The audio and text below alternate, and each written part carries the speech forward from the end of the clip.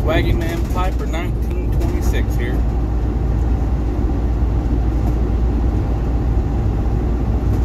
Smoking some of Peterson's signature flake in a Irish made Army 101, I think.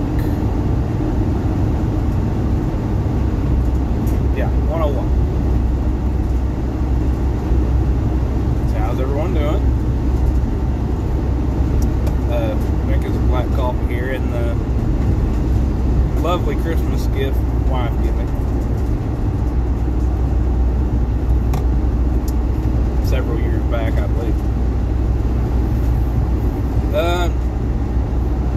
I'm a little late, but happy Veterans Day.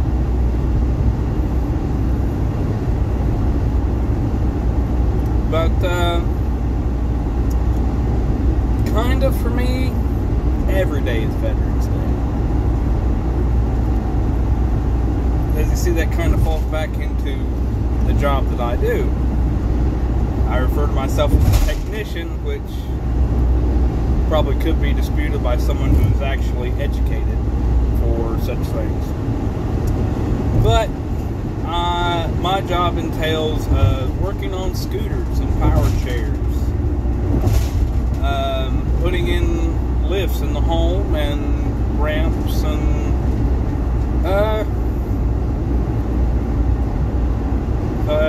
in vehicles.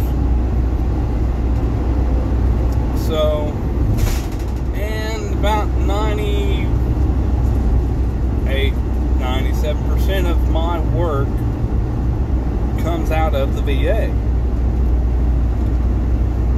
So my customer base is veterans.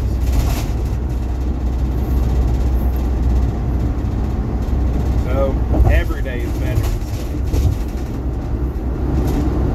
Using my Mama Zippo ladder number 1.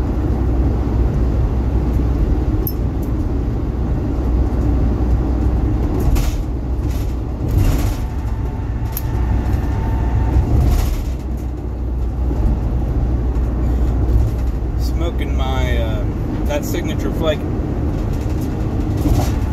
Friend out there that suggested it to me, forgive me, I forget your name. I had left a comment on the last video, said I should try it out, and I'd let him know that I had it. Actually, when I'm smoking, the tobacco is still out of the very first tin I got of it, and I got that, oh lordy, before my boy was born, summer before my boy was born, so it's about 4 years old now. Pretty good stuff.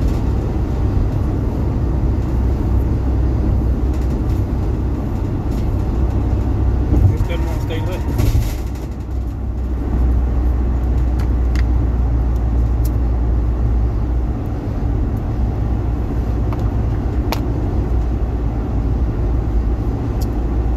So, even though it is a late Veterans Day shout out or video or however, I'd like to give you a couple tales from some of the men that I've dealt with.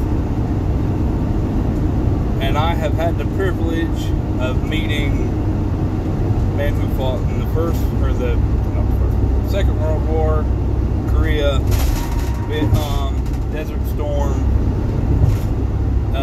I had one gentleman that was there in, I think it's Somalia. He was one of the men on the ground. So essentially in the movie, the Black Hawk Down, which I asked him, because he, looked kind of older. I said, "Sir, were you in Vietnam?" He said, "No." He said, "I was in," if it's Somalia, he said Somalia. If not, I'm sorry. But he said, "I was there, and And I said, it doesn't, really register. Was it rough? He said, you ever seen the movie Black Hawk Down? Yeah. He said, I was there. I said, oh.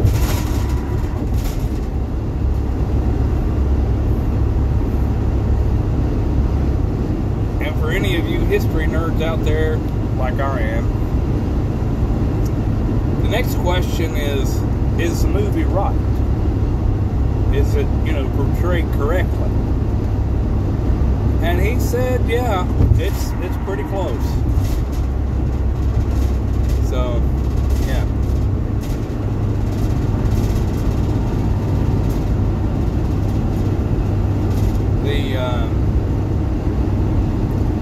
Another gentleman that I had the privilege of meeting, and it was actually just this past spring, I went to work on a stair lift, and it turned out that the brand he was using is not covered by the VA. So we were able to jerk those two out and put in two new ones that were covered by the VA. But he was a Marine in his 90s.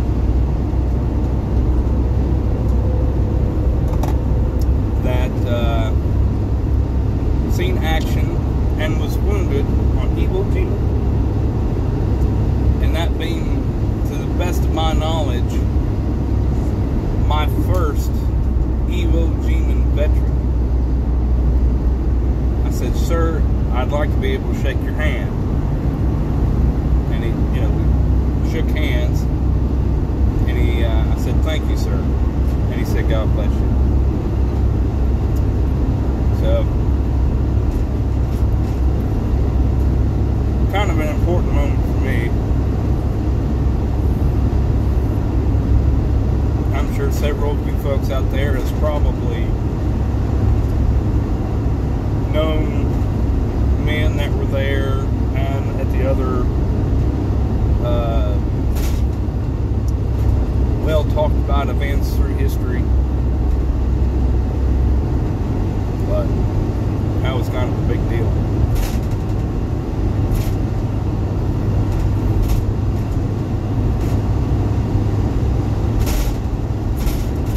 Another little story I'd like to give to you is I had to deliver a scooter one day in December, and deliver one from the VA and work on the one that he had purchased. And in the process of doing that, you talk to him because, why not? Or generally they talk to you and you can't really get a word in edgewise. But and if any of you are out there keeping track, it's normally the second. However, when I was done, the gentleman took me in and wanted to show me something, which was his, basically, I guess you'd say, his TV room, but the walls were covered in memorabilia. And he was a chopper pilot. But he started, it seems like he said he started in the 50s, did the chopper. And then in the 60s, he was still in the service, they put him on a MASH unit. Well,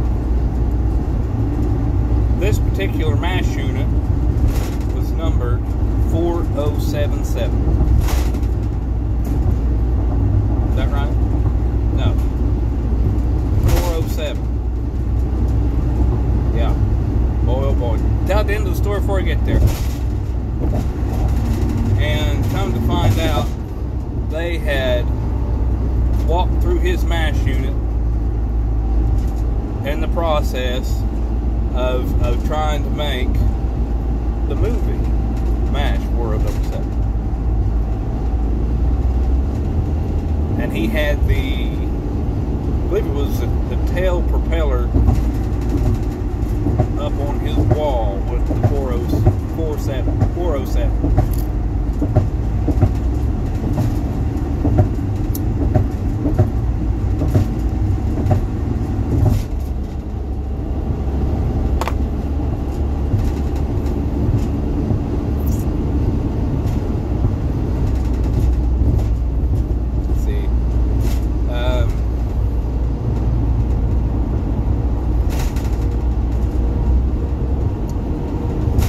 Something I'd want to put on the actual YouTube.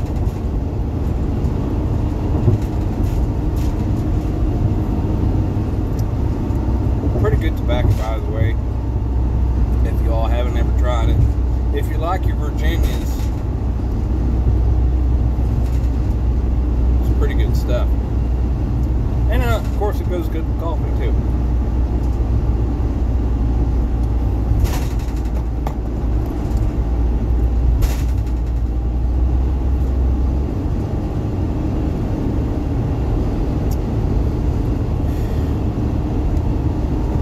One of the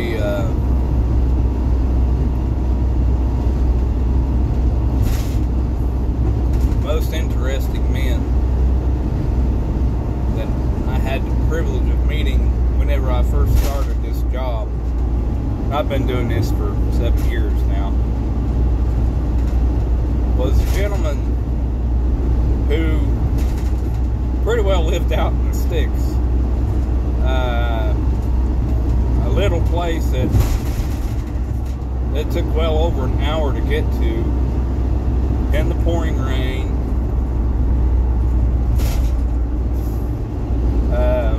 In November, so it's nice, wet, and cold. But you know, I get there, I find the house, and he welcomed me in, and I kind of go through the workings of the scooter, and you know, the charging habit that you want to make sure that way it'll run when you need it to. And he started just telling me, he said, you know, I was in the Army in the Second World War. I said, oh wow. He said, yeah, you ever heard of Patton? Yes, sir. Seems like I've heard the name. And he said, I was one of, and I think he said the 2nd Armored Division. And if I'm getting that wrong, I apologize. But he was part of Patton's unit. And whenever it come out, he said that Patton had struck that man that was, I guess he was going through shell shock. He just turned to me, he said, you know, we didn't appreciate that. We thought very poorly of Patton after that. I'm like, oh, yeah, I can see that. And then he reached in his pocket, pulled out a pouch of Red Man chewing tobacco. And he said, you chew? I said, no, sir.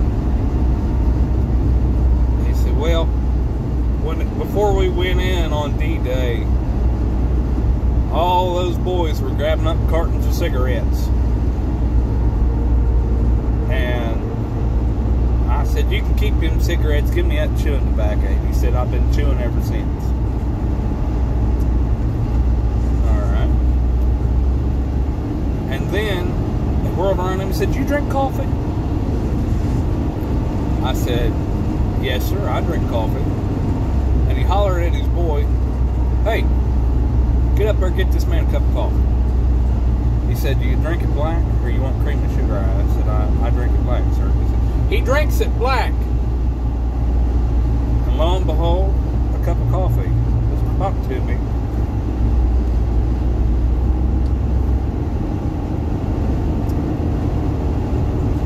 A certain amount of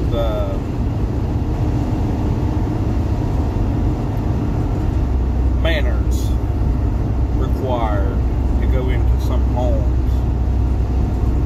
I a lot of times, particularly if it's cold or wet and you're out in the country, if they offer you a cup of coffee, it's almost necessary to take it. Because if you don't, well,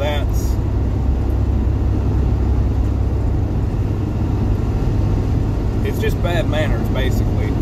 The word just evaporates out of my mind.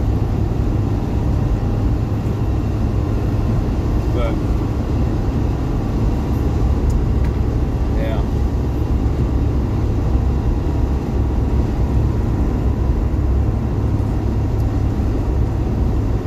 Yep, and that was damn good coffee too, especially since I was damn near frozen and drenched.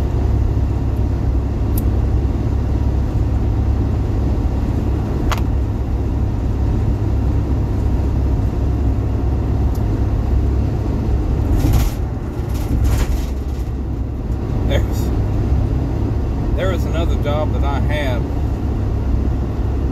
further down in the sticks.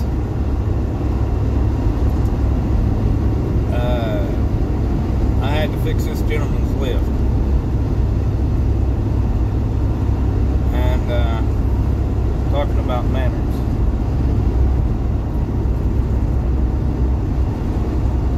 They said,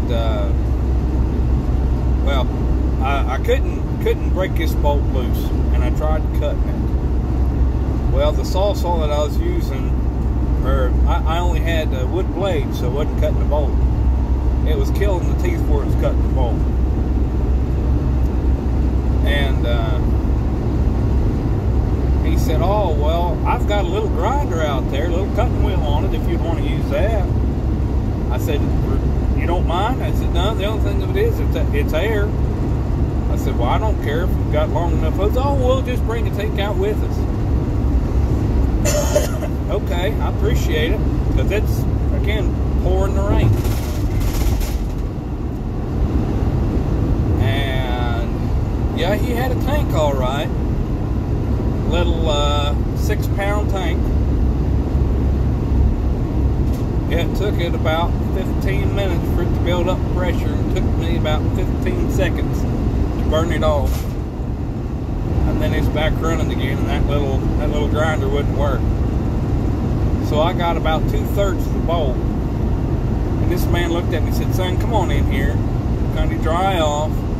We got you a cup of coffee. Okay, thank you. Well, what they had set out was a cheeseburger with lettuce and onion and tomato, a little bit of mustard and I think mayo, French fries with ketchup, of course the mentioned cup of coffee, and a snack cake on the side. And the man said, son, you just sit right down there and eat all you want. Yes, sir. Thank you, sir. And I did.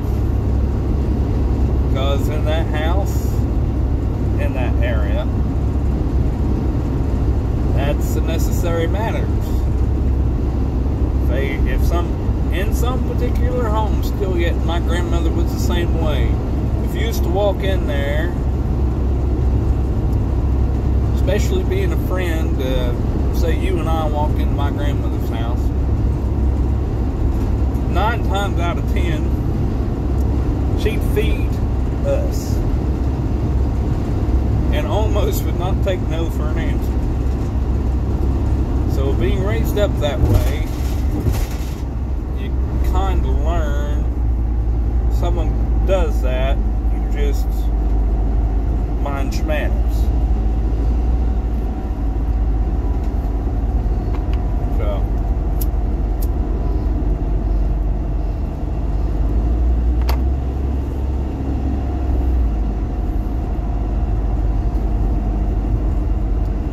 hope everyone is doing well.